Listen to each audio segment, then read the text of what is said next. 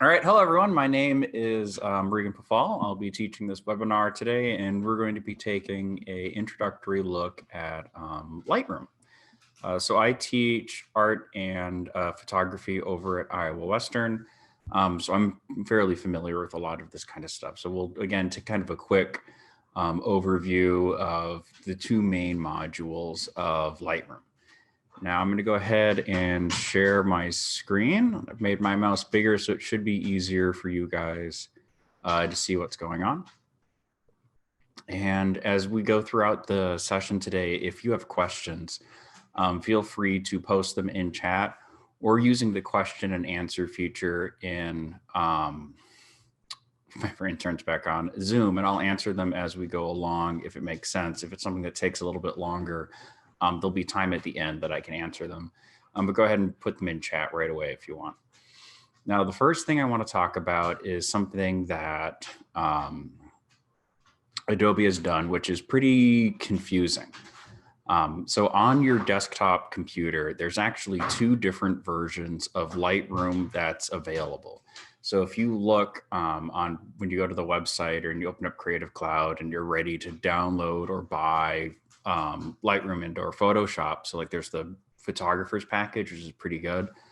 You want to make sure that you're getting access to Lightroom Classic. So there's another version of Lightroom called Lightroom without the Classic on it. And it's Adobe's attempt to try to, I don't actually even really know what. It's like a mobile version. I mean, it's their mobile version of Lightroom, except on a desktop computer. And it's really bad. I don't have anything nice to say about regular Lightroom versus Lightroom Classic. But they're really pushing this really hard.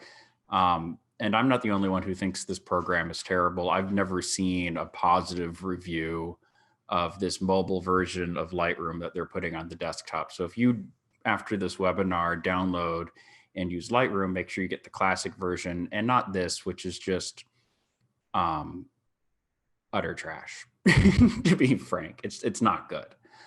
So make sure you get Lightroom Classic. All right, so speaking of Lightroom Classic, this is it right here. So when you start up the program, you'll gain access to two main functions in Lightroom. So Lightroom wears many hats, but the two biggest, most important are going to be library and develop. And so library is basically a program called Adobe Bridge, not 100%, but most of it built into Lightroom that's really good for organizing, viewing, and cataloging images.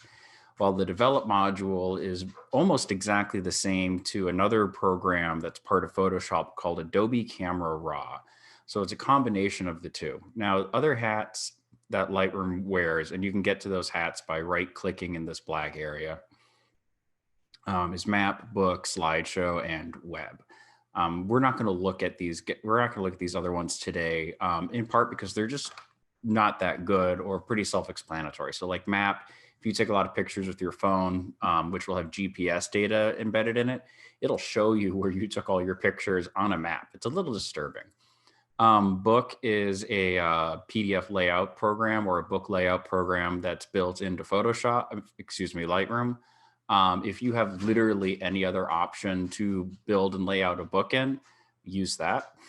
This is trash. Slideshow makes PowerPoints. That's about it. Again, I would pretty much use Google Slides, Apple Keynote, or PowerPoint if I had absolutely any other option. Like I just wouldn't use Slideshow. Print is their printing module. It's not bad. You get access to all your printing stuff, which is like a whole webinar into itself. And then Web is their way of interfacing with this kind of website builder that they have. It's not bad, but there's just better stuff out there. Like you should just use the built-in builder for like Wix or Squarespace and call it good. But library and developer quite good. So when you first open this up, you have a blank empty screen. You need to bring some photos into it. So just like in Photoshop, Lightroom has a million different ways to do the same thing. So I can come down here and click on import, or I can come up to file and I can go to import photos and videos, or I can hold down command or control, depending on your operating system, Shift I, and it will open up this larger dark gray area for importing photos. Now, when you import photos, you need to take a look at these 3 sections along the top. So one is going to be where you're importing from. The middle section is going to be how you're importing photos in. And then over here on the right is where your photos are going to be going. So if your photos are already on your computer, when you import them into Lightroom, all you're actually doing is telling Lightroom where those photos are located on your computer. So if you're importing photos on your computer, you're just telling Lightroom where they're at. So something that a lot of beginners with this program will do is after they import photos that are on their computer into Lightroom, they'll delete them out of whatever folder they were just in, and then they're gone. Lightroom doesn't store photographs. It just knows where they are on your computer. So if you delete them off of your computer, they will be deleted out of Lightroom. A little confusing and gets people in trouble sometimes. So in my case, I'm going to real quickly navigate to where I've got the workshop files. So let me see, that's in my Dropbox, workshops and mentoring. I also mentor over at DoSpace. So if you have further questions for this program, you can always schedule a mentor meeting. And so when you select a folder with photos in it, they'll appear right here in a preview. You can view them, as single photos or multiple photos all at once.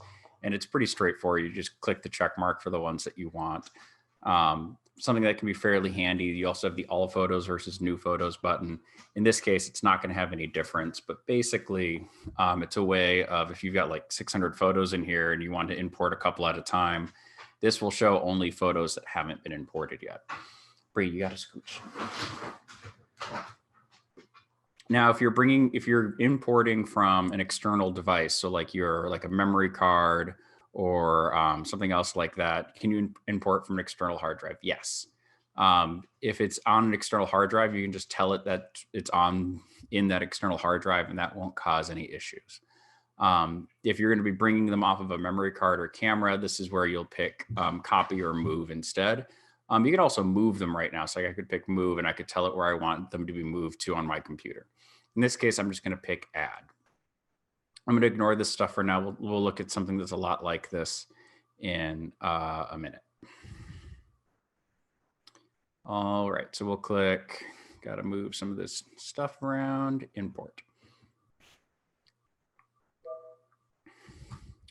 All right, so let's take a quick tour of the layout of Library. So over here on the left will be our navigator, and it's pretty straightforward. It's a little preview of whatever image you've got selected, and it allows you, so like when you're full screen viewing an image, to change, how far zoomed in and stuff you are on it, or like if you're really zoomed in very far, so like 800 or whatever, you can click and drag in this window right here to change where you're looking. Whoops. And you can click these little drop downs right here to change where it's going to, and you can also pick fit versus fill. Fit generally is a little bit better than fill, in my opinion. This will also be over in develop in a minute. So pretty straightforward way of moving around.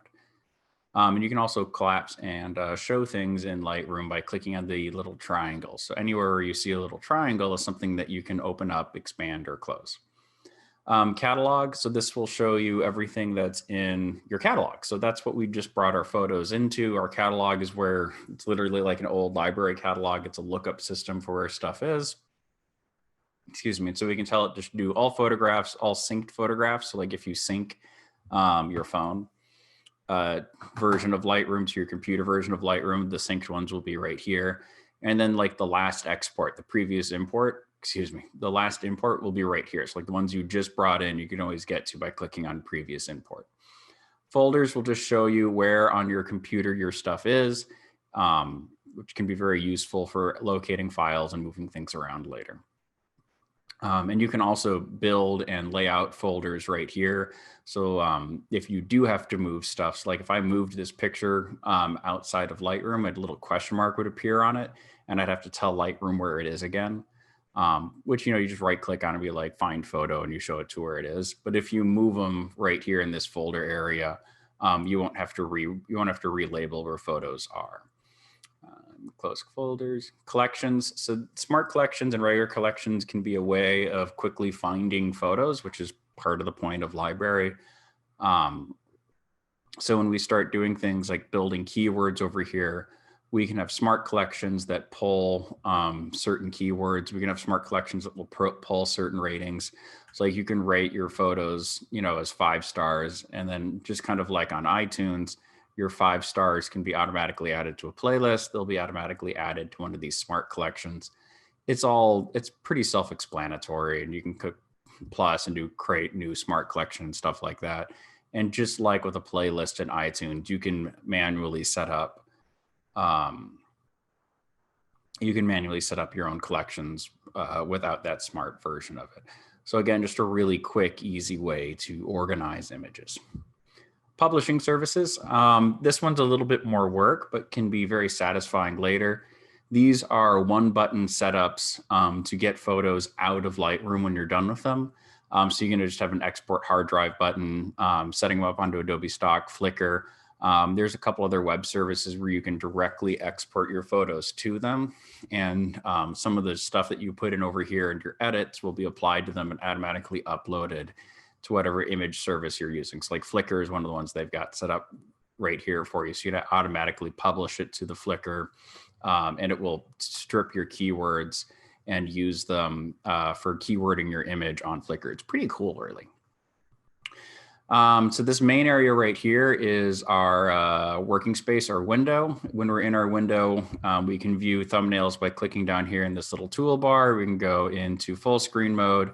We can do comparisons. We can do multiples. And then we can do this super disturbing auto face detect, which I'm not going to turn on because it can be a little bit slow.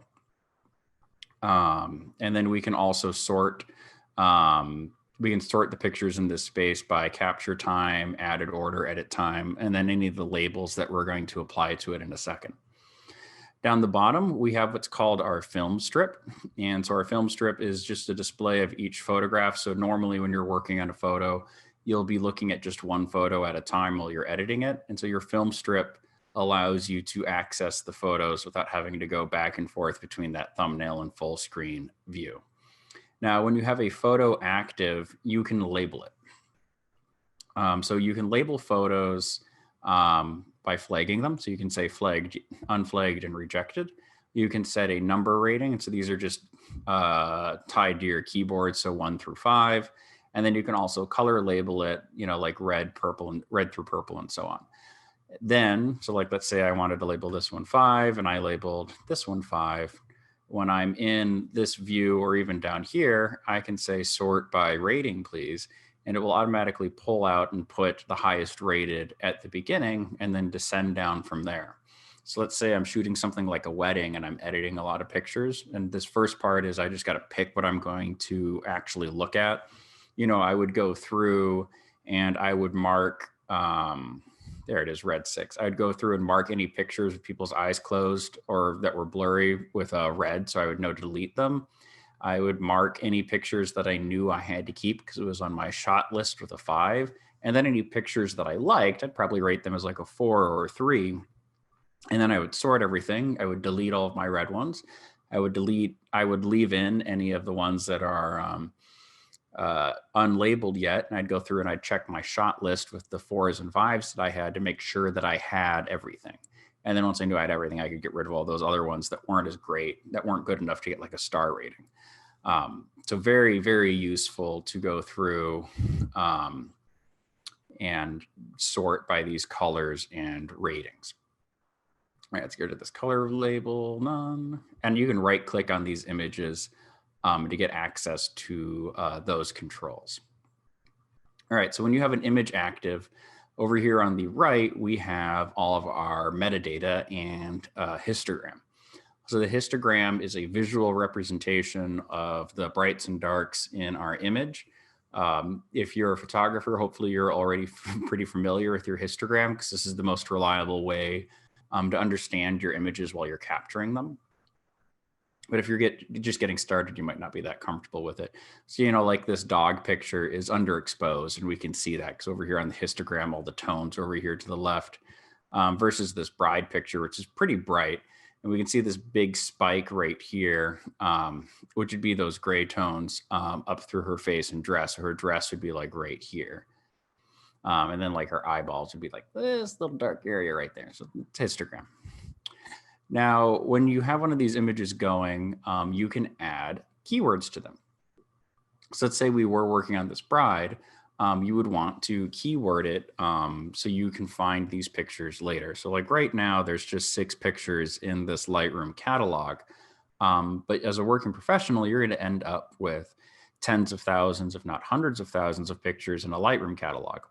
If you go through and label all of them, it makes it really quick and easy to find certain kinds of shots. So like if you're a wedding photographer and you want to show off all the kiss pictures that you've done and you've labeled all of them kiss in your keywords, they'll be really easy to find.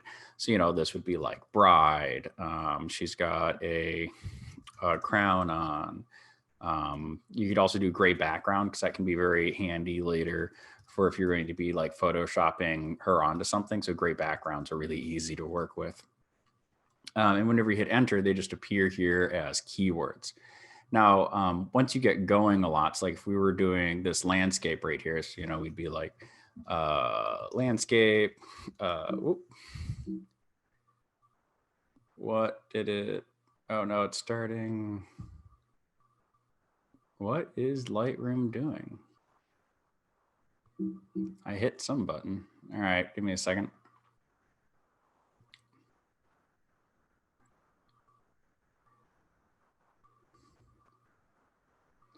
Why are you gray?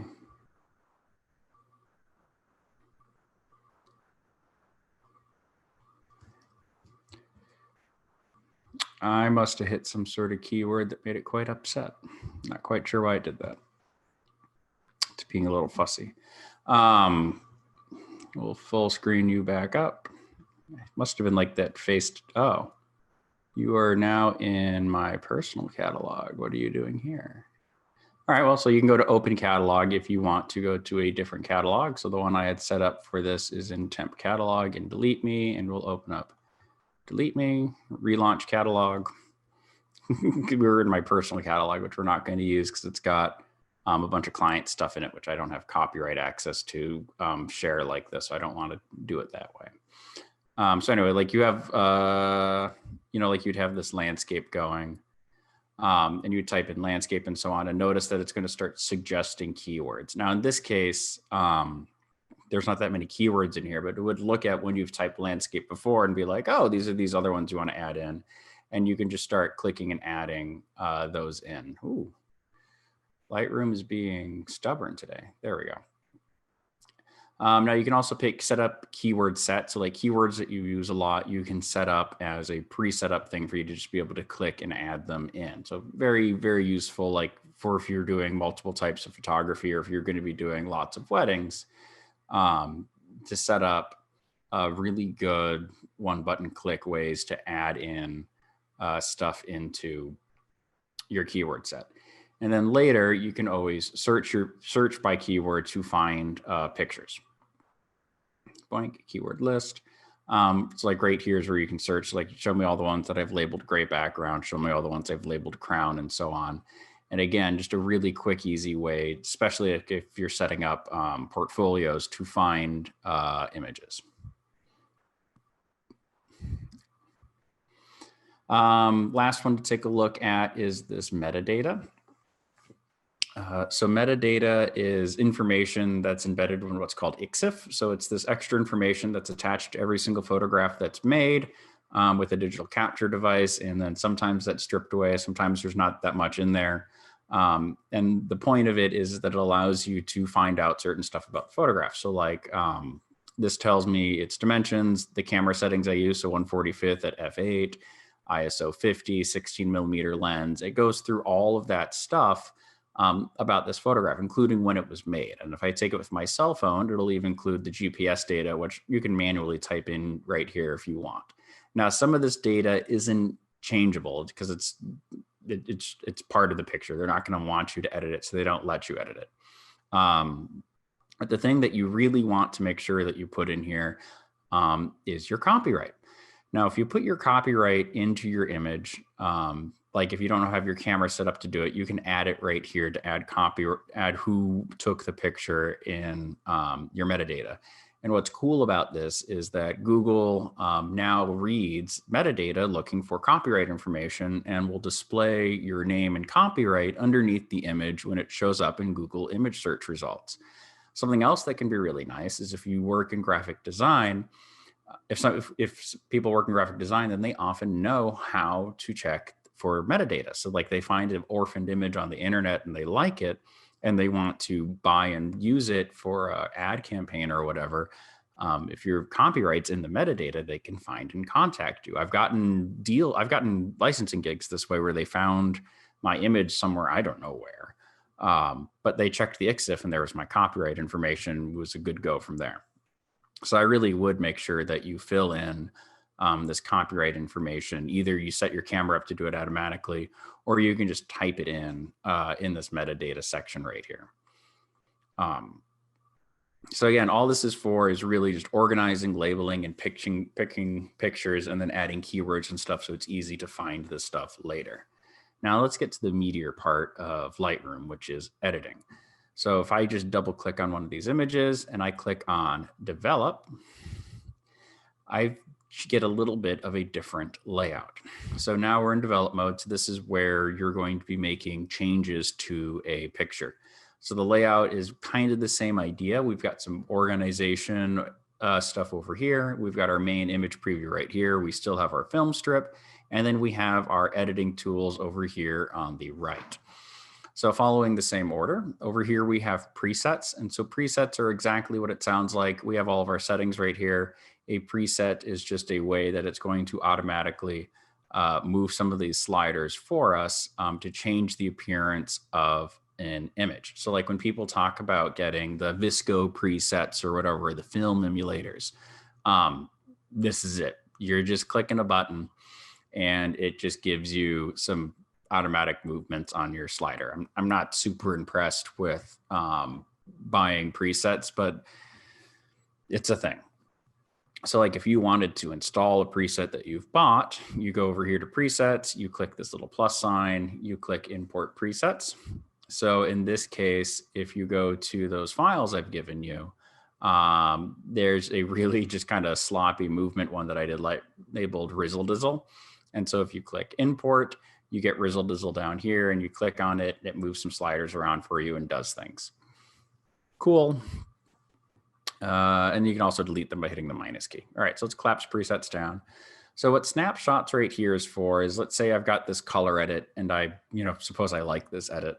I can click this plus sign. I can be like color edit. Boink. And then I can reset everything that I've done and I can do like a black and white edit. So like I've got a black and white edit going and I can click plus sign. I'll be like black and white edit. At any point, I can go to either versions of these edits by clicking on these snapshots. So it's a way of saving a version of the work that I've done in Lightroom, because Lightroom, you never save really. It just knows where you left off. And when you're done with an image, you'll make a copy of it, which will then have edits applied to it and will be exported onto your computer. The original never gets edited. The original will stay 100% the same, never get changed, never get messed up, because all you're doing when you're moving these sliders around is previewing edits that you're going to apply to a copy that Lightroom will make when you export out of Lightroom. So if you want to save work, so you can do multiple versions, that's when you have to use snapshots. Now notice that every time I've made any sort of appearance change to this image, over here in this history thing, I get a new step. So this is like a visual representation of each step that you could undo with the undo button. So like you can just click to any point on here to go back to a different step that you did in your editing process. And you can always come back to import or the very first thing you did to that image. You can always get back to the original appearance of the image in Lightroom. Super powerful, super neat. Now, something to keep in mind though, and what makes the reason why you really do need to use snapshots is, let's say, I stop here at black and white. I don't want, to look like this. So I come all the way back here. once I make a new edit, like I bring the highlights up, I lost all those old future edits. So if you go back in time and you make a change, the future right here will go away and become a new future. So keep that in mind. Like if you make a change after going back, you lose your old future. I'm going to click back to import because I want this image back at its default. All right, one last thing I want to talk about when you're zoomed in all the way. So let's say we're here like 400%. You can always click and drag on the image to change your viewpoint as well, which we'll be doing here for this little bit of rainbow right now. But for now, I'm going to click fit so it fits nicely on our screen so we can see what we're doing. All right, so pretty generic landscape. We got a nice cloud burst right here. The sky up here is a little overexposed. The ground is tilted, and we've got a little bit of lens distortion in here. So let's see how we can fix this. So over here on the right, we still have our histogram appearance, and we can click these little triangles up here to show and hide where we have areas of true white, where we've blown out the highlights, and areas where we have true black, where they're chunks of black tones. Like this is just solid black. This is just solid white. There's no recovering either of those areas without moving stuff around. So like if I printed this off, this would just be like blank paper right there, and it looks bad. So leaving these on can be useful for making sure that you don't have those if you don't want them. In our case, they're a little distracting. So I'm going to hide the black one and leave the white one on. These are our these are some of our targeted editing tools. We'll look at them in a second. What I first want to look at is the one labeled lens corrections. So when I edit, I generally like to look at whether or not I'm going to use lens corrections right off the bat. And you have two big check mark boxes right here. You have remove chromatic aberration and enable profile corrections. So let's zoom in really far. Let's come over here to the edge where chromatic aberration lives. And you can really see it like on that little bit of right there and in these trees. If you look, you can see that there's some purple and some cyan fringing on either side of those trees.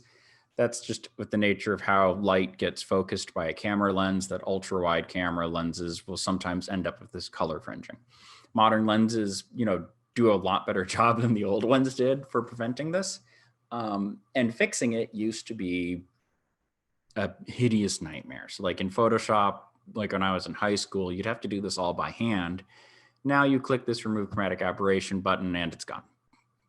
It's really cool. So there's pretty much I haven't come across a time where I haven't come across a time where this has been a bad thing to turn on. Is it going to be in every picture? No. Is it going to be noticeable in every picture? No. Or is it going to hurt anything by turning it on? No. Could it make things better? Yes. So usually just click that on, like it's not going to cause a problem.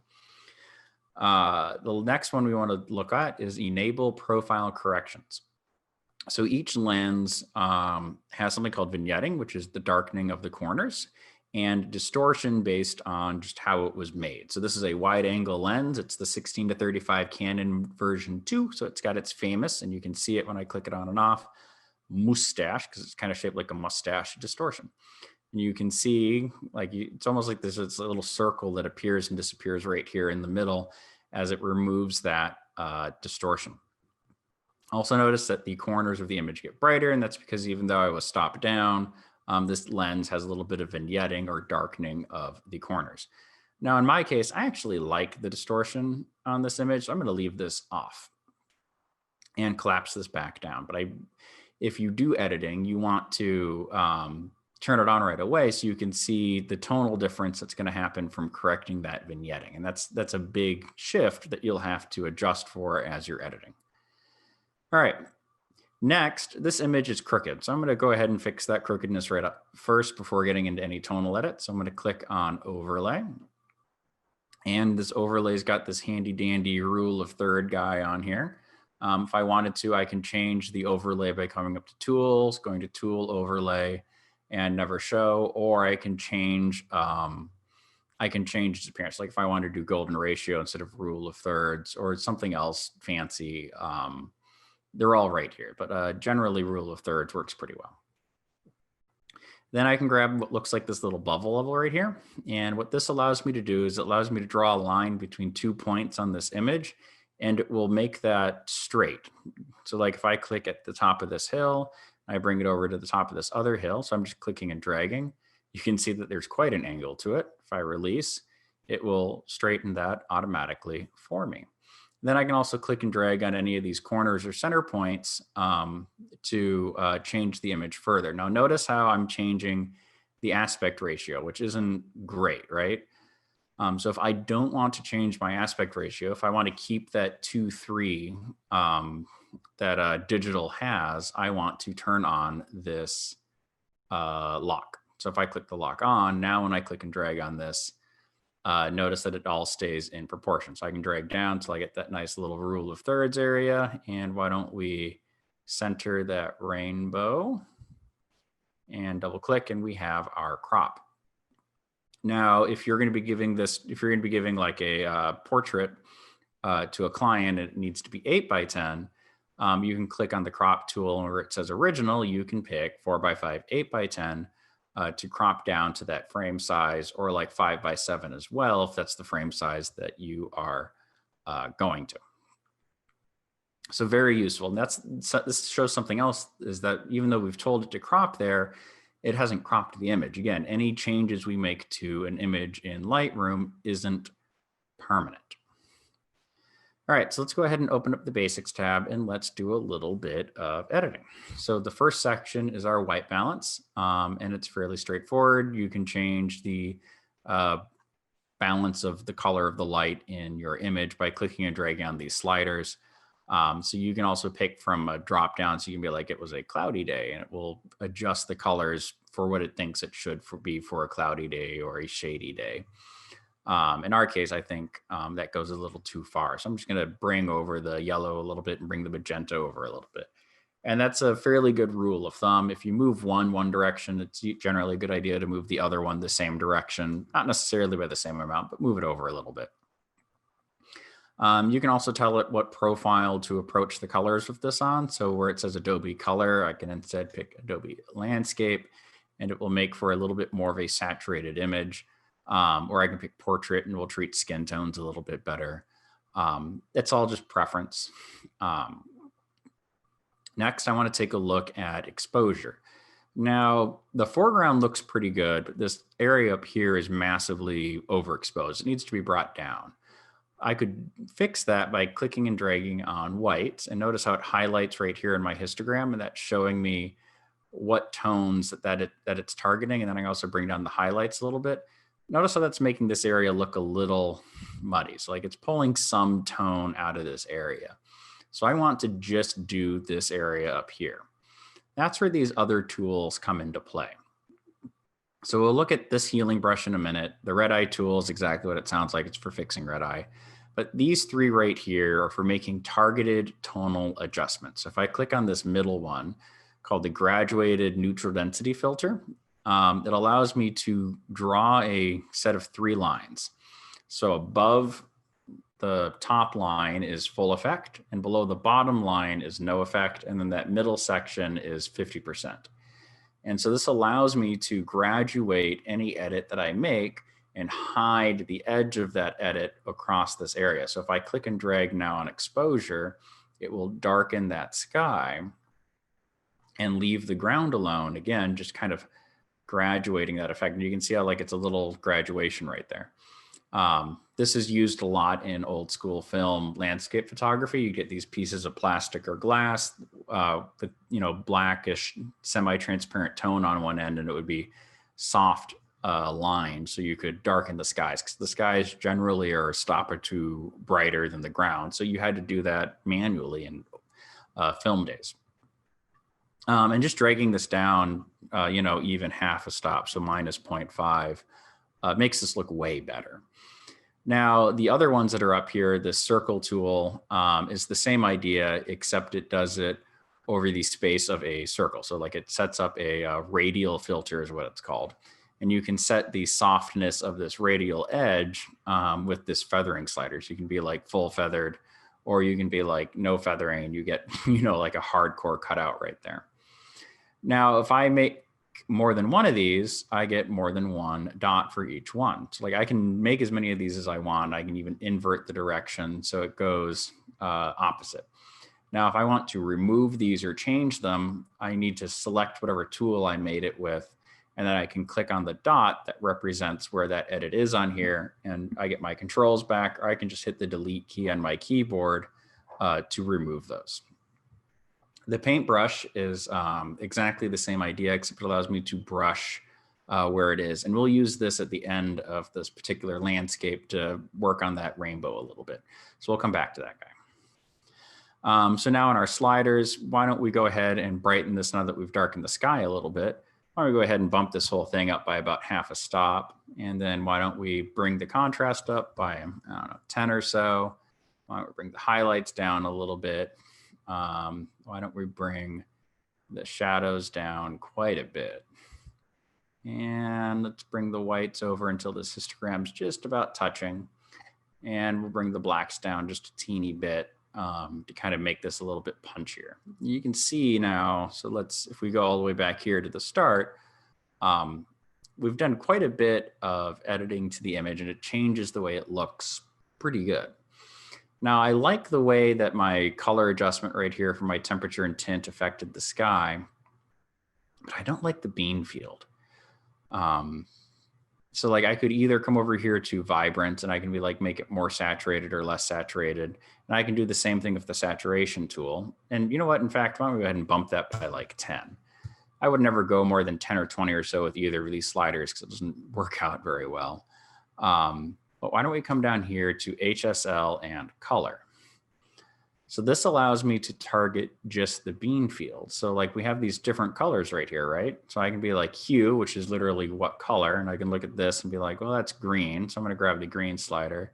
When I drag it around, I can target just those green tones. You can see I can make them pretty sick. So if I bring them over, you know, to plus 15 or so, and I can toggle it on and off with this little toggle switch right here, you can see that it subtly makes the bean field, well, look more green. So more like what we think bean should look like. So I bumped it over to 20 now, and that makes the change a little bit more dramatic. Texture. So this is like if you wanted to add texture or remove texture, it works pretty well on skin is what it's really mostly used for, but you can use it if you want. It's a way of adding micro contrast. Clarity is the same idea. Adding like 10 or 20 clarity to a landscape looks pretty good. I'm not sure I would use it on portraits. Dehaze is also exactly what it sounds like. So you can add like fog, or you can reduce fog if it's present. It's a way of adding contrast to an image that's a little bit more powerful than just the regular contrast slider. So again, you know, 2025 goes pretty far with this, and it's fun to add and slide that in there. So I would go ahead and play with these when you're shooting landscapes. But if you do stuff like portraits, they're a little bit less useful. I'm going to collapse my basic tab down. So here we have our tonal curve. Tonal curve is fairly powerful. I don't really want to get into it, but if you are familiar with curves in Photoshop, this is fairly similar to it. It's like if you're used to doing color adjustments based on curves, you know, like balancing your warms and colds, your blues and yellows with the curve tool, you have access to it right here. And then your normal curves, like you can add contrast by drawing an S curve. And it's just another way of accessing some of the stuff that you're doing up here in the basics tab with a different interface and a little bit different behavior. And you can also click on the adjust tool to target certain areas by just mousing over it and then clicking and dragging with it. But in our case, I would stick with this basic tab until you're fairly comfortable with Lightroom. A few other things that we can look at here in the hue and saturation area is we can also target like these blues and we can make them darker. So if we come down to luminance, as in brightness, we can drag the aquas up and down a little bit. And so let's drag the aquas down and let's drag the blues down, maybe not all the way, to make a little bit darker areas in that cloud burst to make it a little bit more moody. Now, color grading is new. So this used to be different. It had this mostly useless interface for Do you have to have Photoshop to have Lightroom? No, you can have just Lightroom. This used to be a fairly useless tool. Now it's fairly useful. And it splits up your areas of color based on these 3 areas, based on midtones, shadows, and highlights. And the basics of it is you click on this middle circle and you drag towards whatever color you want. And the further out you drag, the more saturated it is. And while you drag around, you just change your color. So something that's fairly common to do would be to leave your midtones mostly alone and to add warmth to your highlights and cool to your shadow, maybe a little bit more blue than that. Why don't we go ahead and bring those highlights up? You're a little too red. So I'm going to click on this, drag it over to the yellows. And you can see how it kind of gives that kind of certain almost cinematic feel to it. And you can also increase or decrease the brightness with this little slider. Where is it? Luminance. There we go. And then, you know, the bias of the blending. So like this is a powerful, fun tool that I would play around with, but a good starting place is adding warmth to highlights and shadows to blues. And then if you need to adjust one more one way than the other, then you can add in midtones to really kind of push it a little bit further. Again, super cool. I really like it. Detail we'll be looking at a little bit more in this one, but it's basically a way of removing image noise and sharpening your image. Lens corrections we talked about. Transform we'll look at in a minute, and then effects. Effects is kind of like the radial tool, but not as good. It's a way of adding vignetting to your image or adding film grain to your image as well. If you want to have those effects going in your image. It's like special effects. Like, do you want to add a vignette? Do you want to add grain? The answer is usually no. Usually I would use the radial filter to add my vignette, but if you're feeling lazy, you can. So like set it to highlight priority, drag down a little bit, set the midpoint depending on the image, you know, further or out more. You can set it, change the roundness depending on how you want it to appear in terms of what kind of camera it was shot on. Then feather is like the harder softness of the effect. And then you can also tell it to keep the highlights bright in there to kind of hide what you're doing. Again, this is way easier to do, I think, with the radial filter. And instead of deleting this back here, I'm just going to click this toggle switch to turn it off and just pretend I didn't do it. Calibration is a fancy way of how Lightroom is going to edit and work with the colors. I would mostly leave this alone. All right, so let's look at some other editing techniques. We're running a little short on time. So if we come to our super noisy image right here with our beautiful little galaxy, hi galaxy. But when we zoom in, we can see that there's quite a bit of image noise in here, especially anywhere that should be dark, like this mountain or this road, we can really see this image noise. So if we come to detail, this is how we can control how Lightroom is going to affect it. And in fact, it's already doing quite a bit of sharpening and removing of color noise to the image. If we toggle it off, we can see this horrible red, green, blue speckling appear over the whole image from, you know, image noise. And so Lightroom by default is going to go ahead and pull some of that out. So we have sharpening right here. So this is how we can add back some clarity to the image. We're going to not look at that here, but noise reduction. So right now what we're seeing is mostly luminance. So we can drag luminance up and it will even that out, but it will do it at the cost of detail. So like if we look at this bush, we can see that we're losing detail in the bush in order to remove luminance noise. So it's a balancing of it back and forth. And you can try to bring some of that detail back with the detail slider, pretty self-explanatory. And then contrast allows you to adjust the contrast of how it's removing that noise.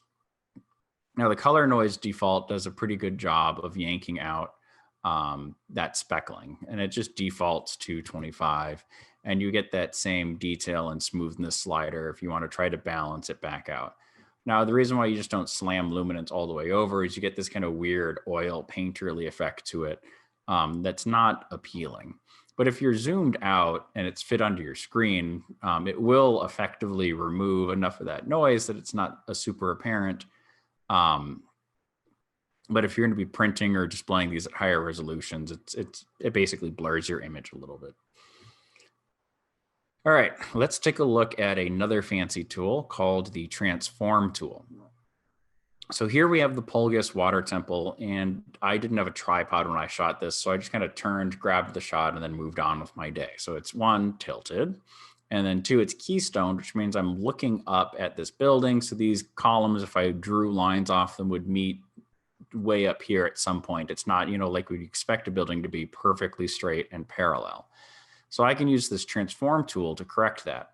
I also use this a lot, like when I document artwork. So I can be slightly off. I can just use this to make sure that the artwork is actually square in the image. So you can click on the upright tool. So you pick up the tool and you need to draw at least 2 lines. We're going to draw 3. So we're going to draw our horizon line along the top of this pool. Doop. And then I'm going to draw some lines on these columns. I'm going to do this outside column, and I shamefully can't remember what kind of column this is. I teach art appreciation. And I'm actually going to come off to the side just a hair from that column because it's slightly tapered. And you can see that it's already correcting some of that keystoning. And why don't we do the same thing off of this column right here. Where's that fluting? Just a hair off to the side. Boink. Ooh, that one's a little misplaced, isn't it?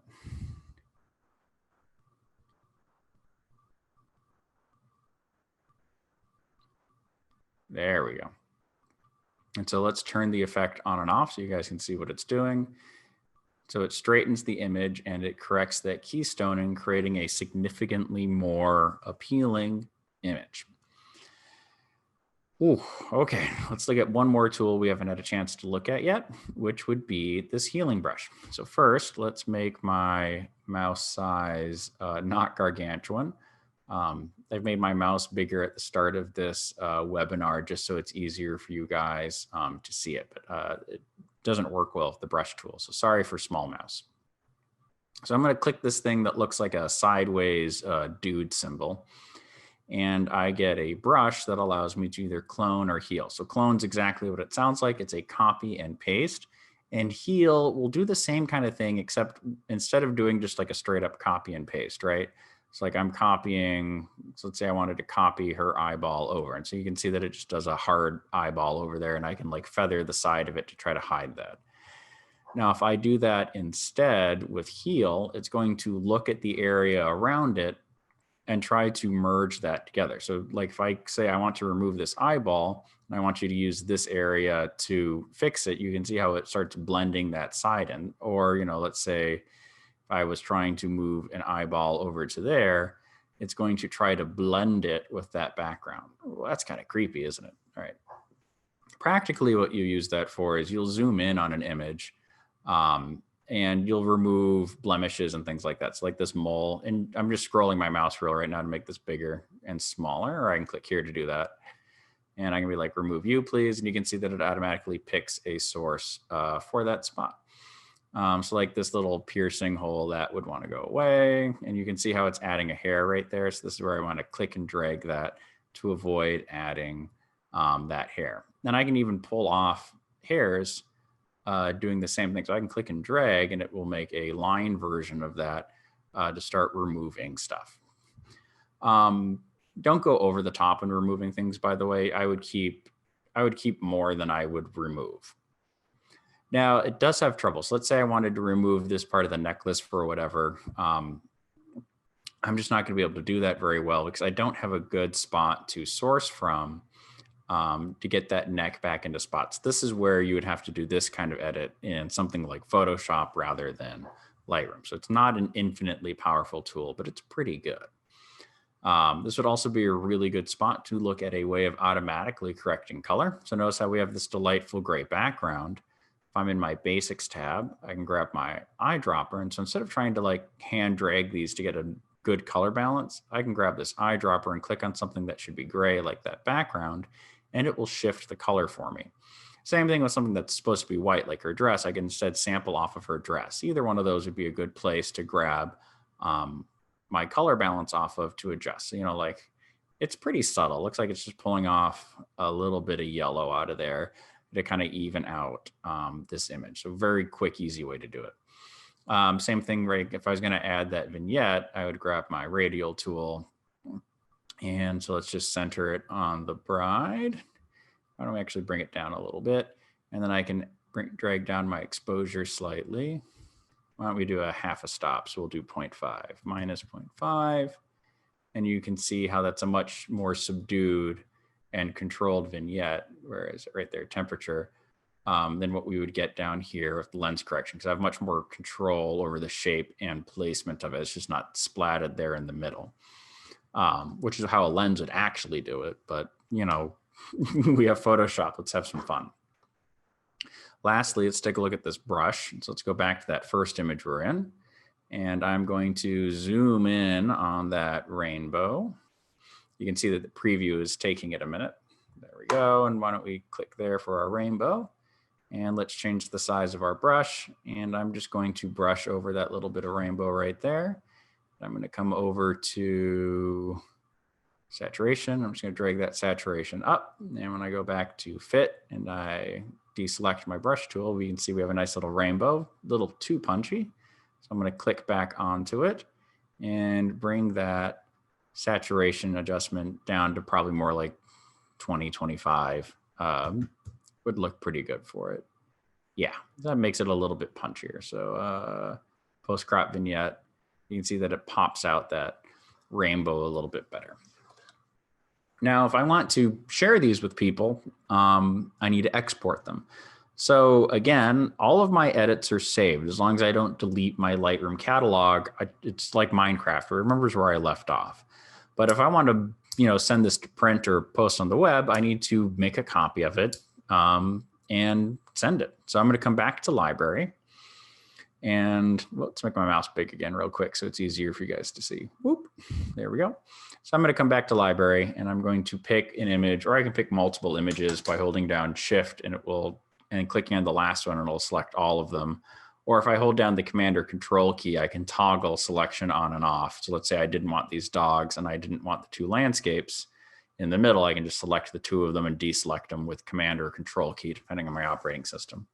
Then I can click on Export or hit Command-Shift-E or come up to File, Export. And I get a whole new window for how I want to export these images out. So here's where you've got your presets. Setting up presets in this case for this is really useful. So I've got my, where are they? User presets. I've got like the one that I've set up for web, new for web. And so, you know, it sends it to my web folder so I can share it if I want.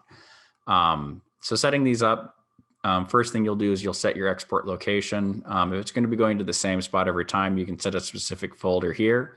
Or if it's going to be a generic one, you can do choose folder later, which is very useful. Excuse me. Existing files, ask what to do is generally the best idea. So that way you don't overwrite files with the same name, or it's asking you what to do with duplicate files. File naming is fairly straightforward. Yes, I would like to rename my files. Generally, I do date and file name. Makes it really easy to find them in the dated folder later. But let's say like you're sending wedding pictures to a customer, you can do custom name, and you can be like a Derpy's wedding. And why don't I actually do custom name sequence? And then it can renumber all of them for you. So that way, you know, when you only send them like a third of the pictures you took, they're like, where's that one? I want to see all the pictures. And I'm like, well, these are all the pictures. So it can be pretty good to rename stuff. Video doesn't apply to us right now. It's for like if you bring video into here, Lightroom's not good with video. File settings, if you're going to be sharing on the web, you'll pick JPEG. I would turn your quality all the way up, and I would pick sRGB. Big topic, not going to have time to get into it. So don't worry about that. If you're going to be working in Photoshop, PSD. If you're going to be printing at TIFF, you're never going to use PNG. Don't use PNG. Original is whatever file format it was in. If you export it as DNG or original, it's not going to keep, your edits, but it will bring out an XMP file to preview those edits and other things, but it won't apply it directly to the image because you can't directly edit those guys. Resize, if you're going to be bringing it to the web, 600 to 1200 on the long side. So you click resize to fit, you pick long side, and you pick 600 to 1200 pixels. And then if you want to be particularly fastidious, you can put in 72. If you're going to be printing it, you can then also just set your width and height manually and pick inches, and you can put in what size it's supposed to be for printing. Sharpening, this is a great place to do a little bit of sharpening. Screen standard tends to be good. I would play around with it so you guys can get the feel of what it looks like. But it's pretty straightforward. Metadata, I usually do remove location information and I leave the rest. I sometimes also add in the keywords as a Lightroom hierarchy, but that's less important. Basically, I want it to leave everything in there except the GPS coordinate of where I took like a cell phone picture, because I don't want people to have the GPS coordinates of my house or my parents' house or whatever. But I'd leave everything else in, or you can also just pick copyright only and it strips everything but your copyright. Watermarking, you can just do a simple watermark and then you can put in custom watermarks under edit watermark. And then post-processing, do nothing or show in Finder or open up in Photoshop. It's exactly what it sounds like. Usually do nothing is what you want, or show in Finder or Windows Explorer if you're on a Windows computer. Then you just click export. You'll get a progress. Oops, asking me where to put these because that's what I told it to do. Boink. You'll get a little progress bar up here as it exports them out. And I told it to open up a Finder window, and here they are, Derpy Wedding Pictures 1 and 2. So just like that. All right, we've got a couple minutes left. Does anyone have any questions before we call it a night? Again, best place to do it would be to put it into chat or the question and answer feature in Zoom. And I'll give you guys a minute or two to type, and then if not, we will call it a night.